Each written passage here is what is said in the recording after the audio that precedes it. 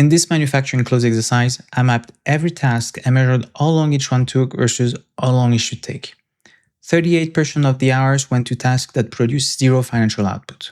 Not compliance, not control. Chasing data, reformatting reports, toggling between systems, correcting entries that should have been right the first time. Most close teams have never measured this. They know it takes too long, but they cannot point to where the time goes. This lesson gives you a framework for finding out the 8 types of waste, each with a different fix. Let's go to the workbook. We have 10 columns. Column AE to AN.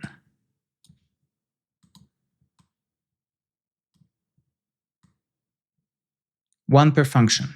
Finance, operation, procurement, sales, the rest is on the screen. Each task shows the function and the role that owns it. Every time the function changes between consecutive tasks, that's a handoff.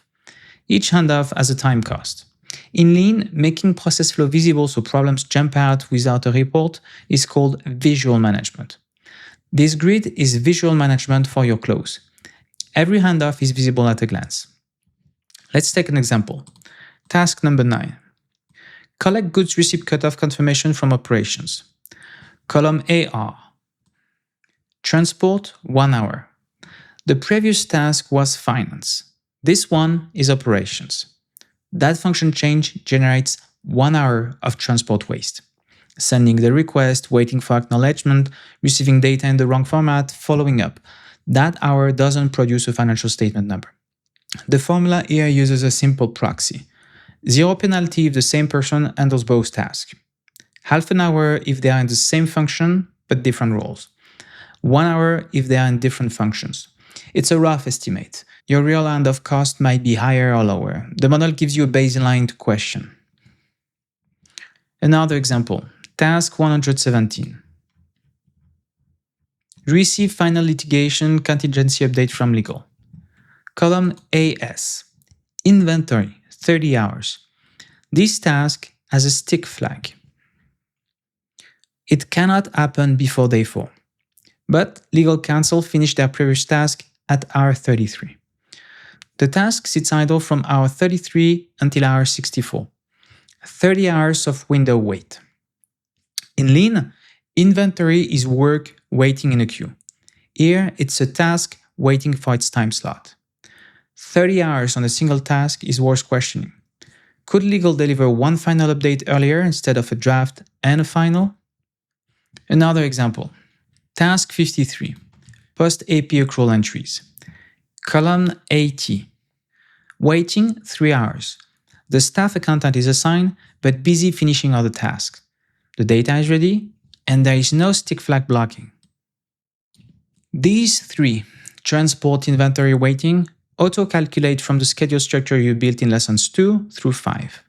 The formulas read your predecessor chains, role assignments, scheduling windows, and RCS output. You don't have to enter anything. They are called non-productive waste because they happen when nobody is working on the task. It's idle time. We also call them structural because the fix is redesigning the process, not improving anyone's performance. In the sample data that we have here, non-productive waste totals 448 hours. Transport, 60. Inventory, 362. Waiting, 26. The numbers sound alarming next to the 171 hours of actual task work. But don't panic. Inventory dominates.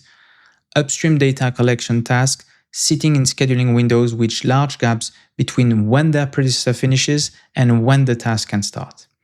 That's the scheduling overhead of a close spanning 2 weeks with external teams on different timelines.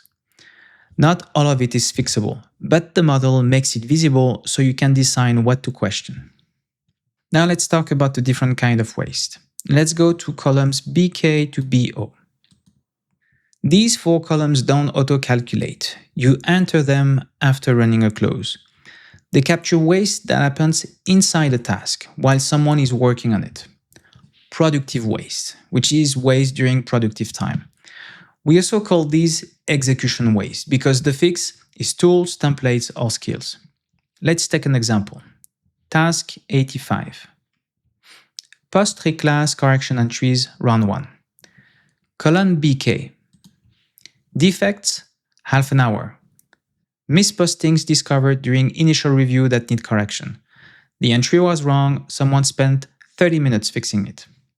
Now let's talk about task 86.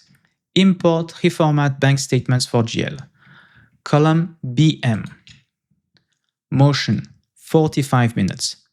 This is the toggling between 3 different bank portals, downloading CSVs, reformatting each one for GL import.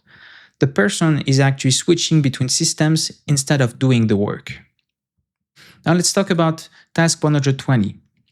Prepare management reporting package. Column BN. Extra processing, 1 hour.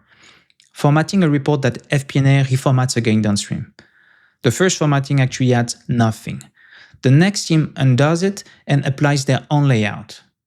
Task 119. Controller review of full financial package. Overproduction, half an hour. The controller reviews supporting detail that doesn't change any decision. That review could be exception-based instead of covering everything. You have now seen 7 types of waste. The 8th, non-utilized talent, is actually what you saw a few lessons before. This is the VA, BNVA, and VA classification from lesson 3. Hours on tasks that don't produce financial statements. Together, these 8 spell downtime. Defects, overproduction, waiting, non-utilized talent, transport, inventory, motion, extra processing. This is Lean's waste classification applied here to your financial close. But okay, this is very much fun to classify stuff. But concretely, what does all this waste cost? If we have a look at it, productive waste is about $4,000 per month. That's the hours you just saw in BK through BO, multiplied by each role's hourly rate. Non-productive waste, about $45,000 to $46,000 per month. That's the transport, inventory, and waiting costs from the schedule. Wasted potential, $5,000 to $6,000 per month. These are the NVA hours from lesson 3. But to take a step back, okay? These numbers are not additive. You can't sum them and tell your boss, 56K is leaking out. No. Non-productive waste is idle time. The person was doing other work or waiting, not billing overtime. Productive waste is time inside a task that could have been shorter, but you are already paying the salary. Both overlap with the same payroll dollars. There are dollar translations that shows you where to focus, not a single cash savings number.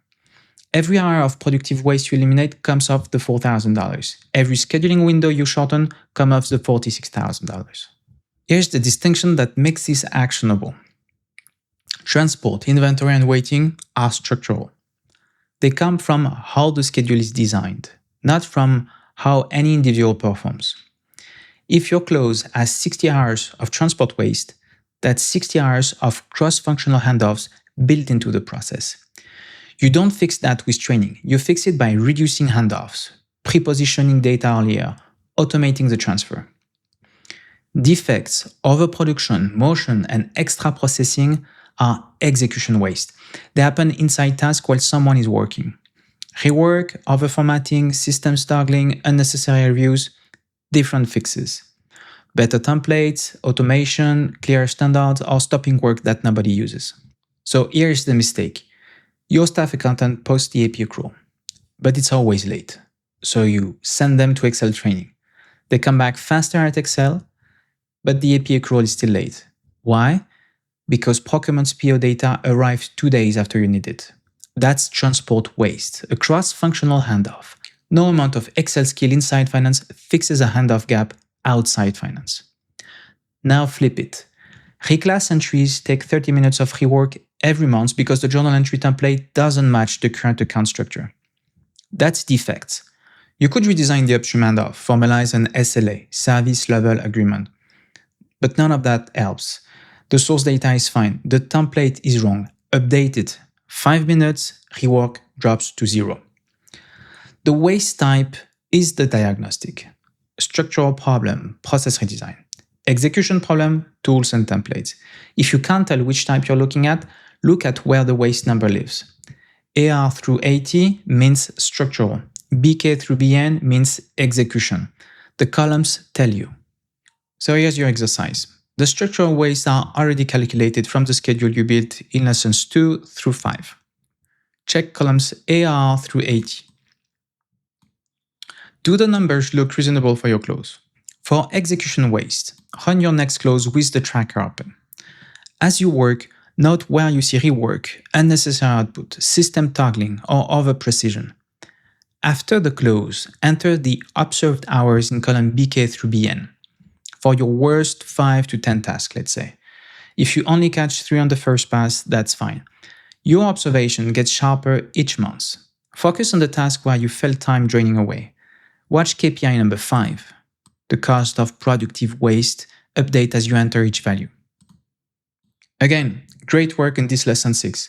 You can see the waste now, where it is, what type, and what it costs. But waste has a cause. In the next lesson, we trace the root cause of your worst recurring problems using Fishbone and 5 whys. Most people stop asking why after 2 levels, but the fix usually lives at level 4 or 5.